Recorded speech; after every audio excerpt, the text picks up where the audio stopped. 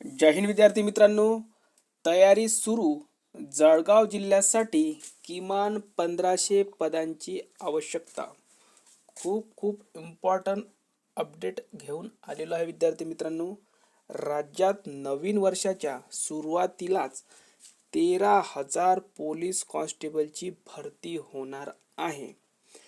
शहरात सागर पार्क मैदानावर तरुण तरुणी रोज करत आहेत सराव. तर विद्यार्थी मित्रांनो, संपूर्ण बातमी आपण बघणार आहोत. राज्यात गृह विभागाच्या माध्यमातून नवीन वर्षात 13,000 पोलीस शिपाई पदांची भरती होणार आहे. त्या दृष्टीने गृह विभागाने नियोजन सुरू केले आहे. नुकत्याच भरती झालेल्या नवप्रविष्टांचे प्रशिक्षण मार्च अखेर संपेल. लोकसभेची आचारसंहिता जाहीर होण्याच्या अगोदर पोलीस भरतीची घोषणा होऊ शकते, अशी माहिती सूत्रांनी दिलेली आहे. राज्याची लोकसंख्या वाढली, पण पोलीस ठाणी आणि पोलिसांचे मनुष्यबळ तेवढेच असल्याची स्थिती आहे. गेल्या 70 वर्षापूर्वीच्या आकृतिबंधानुसारच मनुष्यबळ आहे. राज्यातील सद्यस्थितीत आणि वाढीव पोलिसांचे मनुष्यबळ, पोलीस ठाण्यांची गरज ओळखून गृह विभागाने जून महिन्यात नवीन आकृतिबंध तयार करण्यात आला आहे. त्यामुळे नवीन पोलीस भरतीची गरज आहे याचा अंदाज घेतला जातो आहे.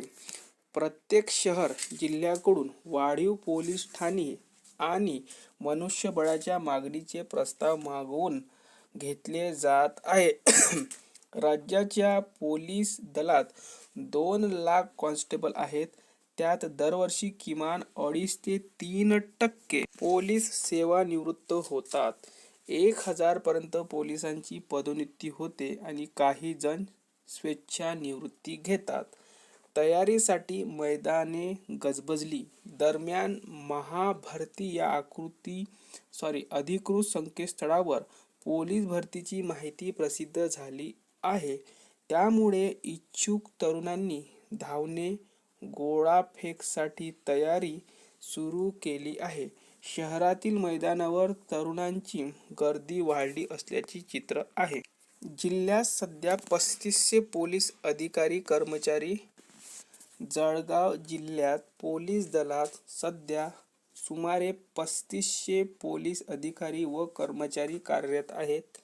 लोकसंख्येच्या मानाने जिल्ह्याला सद्यस्थितीत 500 कर्मचारी अधिकारी हवे, म्हणजेच 1500 कर्मचारी मिळाल्यास हे गुणोत्तर सुरळीत होऊ शकते, अशी माहिती पोलीस दलाकडून मिळाली आहे.